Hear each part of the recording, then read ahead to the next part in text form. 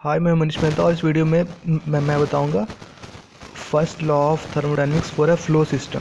पिछले वीडियो में मैंने इसका इंट्रोडक्शन दिया था और कुछ कैसे बताया था कि कैसे क्वेश्चन सॉल्व करते हैं, और इस वीडियो में मैं उसका एग्जांपल दे रहा हूँ। तो पिछले वीडियो में मैंने सिंपल से बताया था ट्रिक, वो तो आपको दो बातें याद रखनी है जब भी ऐसे फर्स्ट लॉ ऑफ थर्मोडायनेमिक्स ऐसे क्वेश्चंस सॉल्व करना है जब जो डिवाइसेस में फ्लो प्रोसेस हो रहा है। उसके लिए पहला ट्रिक था, पहला पॉइंट ये था वो कि एनर्जी कंजर्वेशन लगाना और दूसरा कंटिन्यूटी इक्वेशन लगाना है।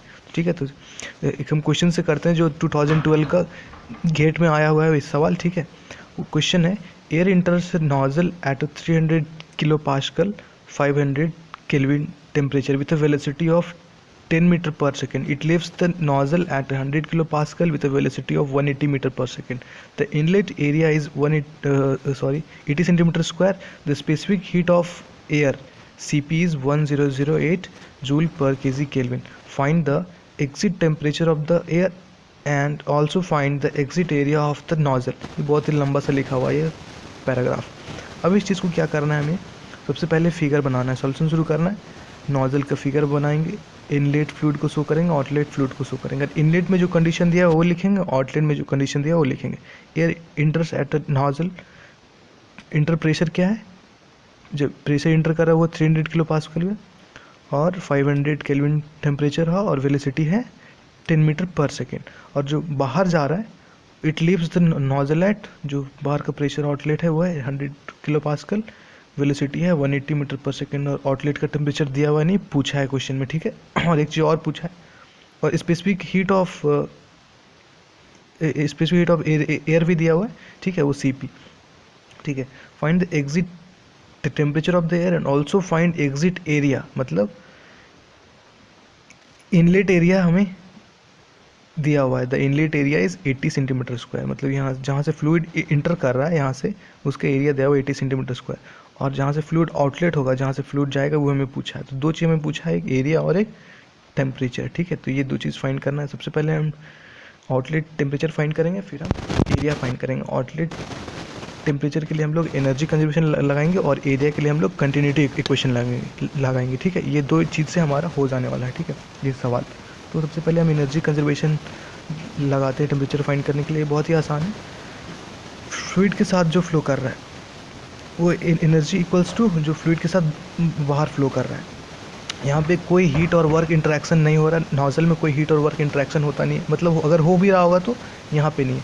तो ये सवाल पे करता है डिपेंड कि कहीं पे दिया रहेगा किसी डिवाइस में हीट और वर्क इंटरेक्शन हो रहा है, कहीं पे हीट और वर्क इंटरेक्शन नहीं भी हो सकता है। ठीक है, लेकिन यहाँ पे कोई इस सवाल में फ़िलहाल कोई हीट और वर्क इंटरेक्शन इस डिवाइस में नहीं हो रहा है, तो कोई क्यू और कोई डब्ल्यू वाला गेम इस सवाल में नहीं आना है। ठीक है, तो हमें कोई वो वरी नहीं होना है हीट और वर्क के लिए। सिर्फ हम ये करेंगे कि एनर्जी जो फ्लूइड के साथ अंदर आ रहा है और फ्लूइड के साथ बाहर आ रहा है उसे हम इक्वेट कर देंगे, मतलब energy in equals to energy out. Energy यहाँ जो अंदर जा रहा है उतनी एनर्जी बाहर जा रहा है। ठीक है, तो एनर्जी इन किसके साथ आ रहा है, इंथैल्पी के फॉर्म में हम लिखेंगे, plus kinetic energy plus potential energy. ठीक है, जब भी हम सवाल सॉल्व करेंगे तो इंथैल्पी जो हम लोग लिखे वो एच क्यू लिखे, वो था internal energy plus P into we.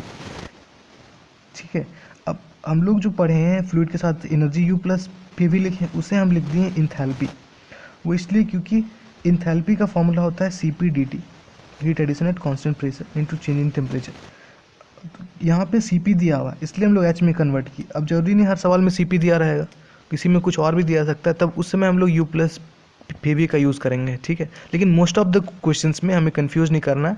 हम लोग जो फ्लूइड के साथ जो एनर्जी फ्लो करता है उसमें इंथैल्पी ही आएगा plus kinetic energy plus potential energy आएगा। इसके लिए नहीं वरी होना है कि यू आएगा पी वी आएगा। ठीक है, ज़्यादातर क्वेश्चन में यही होगा, इंथैल्पी का यूज़ होगा। ठीक है, इंथैल्पी का बहुत ज़्यादा यूज़ है बल्कि। तो एनर्जी इन है वो है इंथैल्पी का, वो जो फ्लूइड के साथ है, प्लस काइनेटिक एनर्जी का फ्लूइड का plus potential energy of fluid. यहाँ जो काइनेटिक एनर्जी ऑफ फ्लूइड जो है वो है, मैंने पिछले वीडियो में बताना भूल गया था, वो है मैक्रोस्कोपिक व्यू में मैंने बताया था, लेकिन एग्जैक्टली नहीं बताया था कि किस तरीके से, मैंने विथ रेफरेंस बताया था वहाँ पे। लेकिन मैं यहाँ पे बता दूँ, ये जो काइनेटिक एनर्जी पोटेंशियल एनर्जी वो मैक्रोस्कोपिक व्यू, मतलब ये फ्लूइड है वो एक बल्क मटेरियल है, वो जो बल्क मूव कर रहा है उसका काइनेटिक एनर्जी, और वो बल्क किस हाइट पे रखा हुआ है वो पोटेंशियल एनर्जी। ठीक है, वो इंडिविजुअल मॉलिक्यूल्स का काइनेटिक एनर्जी और पोटेंशियल एनर्जी नहीं होता है, ये एक टोटल मास का होता है। ठीक है, ये मैक्रोस्कोपिक फॉर्म से ये सब काइनेटिक एनर्जी, पोटेंशियल एनर्जी, और equals to outlet H2 plus K2 plus P2। यहाँ पे कोई पोटेंशियल एनर्जी का चेंज नहीं दिखाया है क्योंकि यहाँ पे सिर्फ वेलोसिटी चेंज कर रहा है। अगर यहाँ पे दिया होता है कि जो फ्लूइड जो इनलेट कर रहा है वो सर्टन हाइट पे और आउटलेट कर रहा है वो सर्टन हाइट पे, तो वहाँ पे हम पोटेंशियल एनर्जी का चेंज को एज्यूम करते हैं। लेकिन यहाँ पे कोई हाइट दिया नहीं कुछ भी, तो हम एज्यूम करेंगे कि ये जो दोनों का हाइट सेम है, मतलब दोनों साइड का पोटेंशियल एनर्जी सेम है तो दोनों साइड हम काट सकते हैं। ठीक है, अब यहाँ से H2 को इस साइड हम लाएंगे तो H1 माइनस H2 लिखेंगे और यहाँ से K2 माइनस K1 इस साइड सब्ट्रैक्ट करेंगे और ये दोनों साइड P कैंसिल हो चुका है, मतलब ये चीज़ 0 हो चुका है। ठीक है, यहाँ से हम फाइंड करेंगे डेल्टा एस, तो उसको हम लिख सकते हैं CP डेल्टा T, और यहाँ से kinetic energy final minus initial, ये लिखते हैं पर यूनिट के लिए लिखते हैं, मतलब 1 kg के लिए हम लोग लिखते हैं। तो 1 kg से हम लोग किए मल्टीप्लाई 1 इंटू 180 का स्क्वायर, ये जो फाइनल वेलोसिटी का square divide by 2 minus half m is 1, v1 का स्क्वायर 10 का स्क्वायर। ठीक है, कुछ नहीं, काइनेटिक एनर्जी के लिए वेलोसिटी का वैल्यू डालें हम लोग, और यहाँ से CP डेल्टा T है वो है T initial minus T final, T क्या है 500 माइनस T2। ठीक है, H1 माइनस H2 था ना, इसलिए 500 minus T2 equals to half of 180 minus 10 का स्क्वायर। यहाँ से हम लोग T2 करेंगे फाइंड, तो आ जाएगा 484 केल्विन। ठीक है, बहुत ही सिंपल सी चीज़ है, हम लोग एनर्जी कंजर्वेशन से फाइंड कर सकते हैं। उसके बाद ये हम लोग एग्जिट टेम्परेचर ऑफ एयर निकाल चुके हुए हैं, T2 484 केल्विन। अब हम लोग को निकालना है find the exit area of nozzle, मतलब A2 निकालना है, यहाँ का एरिया। A1 हमारे पास दिया हुआ है। ठीक है, तो इसके लिए कुछ नहीं है, कंटिन्यूटी इक्वेशन हम लोग करेंगे यूज़, और यहाँ जो दिया हुआ डेटा उसका यूज़ करेंगे। कंटिन्यूटी इक्वेशन हमारे पास है A1 V1 upon specific volume 1 equals to A2 V2 upon specific volume 2, मतलब यहाँ का A1 V1 upon small V1 equals to A2 V2 upon small V2। ठीक है, इस पोजीशन का और इस पोजीशन का यूज़ करने वाले। A1 जो है इनलेट एरिया है, V1 इनलेट वेलोसिटी, और स्मॉल V1 जो है स्पेसिफिक वॉल्यूम ऑफ इनलेट है। ठीक है, तो यहाँ स्पेसिफिक वॉल्यूम तो इनलेट में नहीं दिया हुआ है, तो हम लोग प्रेशर और टेम्परेचर दिया हुआ है, तो उसके टर्म में कैलकुलेट करेंगे स्पेसिफिक वॉल्यूम को। कैसे, हम लोग आइडियल गैस इक्वेशन हम लोग जानते हैं, तो उससे हम लोग लिख सकते हैं PV इक्वल्स टू RT, तो यहाँ से स्मॉल v को हम लोग लिख सकते हैं RT अपॉन P। उस चीज़ को यहाँ पे रिप्लेस कर देंगे, क्योंकि यहाँ पे हमें T और P पता है, इसलिए इस चीज़ में कन्वर्ट किया हम लोग। ठीक है, और यहाँ इनलेट का डेटा को सब्स्टिट्यूट कर देंगे। यहाँ पे A1 दिया हुआ 80 सेंटीमीटर स्क्वायर, हमें यूनिट के लिए यहाँ पे कोई टेंशन नहीं लेना है, क्योंकि लेफ्ट हैंड साइड जो यूनिट है और राइट हैंड साइड भी वही यूनिट आएगा, और कुछ चेंज करते हैं उधर तो उधर भी वही आ जाएगा और दोनों साइड कैंसिल आउट हो जाएगा। ठीक है, तो A equals to 80 centimetre square, 80 का वैल्यू दिए डाल यहाँ पे। ठीक है, और V1 दिया हुआ वेलोसिटी वो है 10, वो भी दिए डाल, R दोनों साइड कैंसिल आउट हो जाएगा।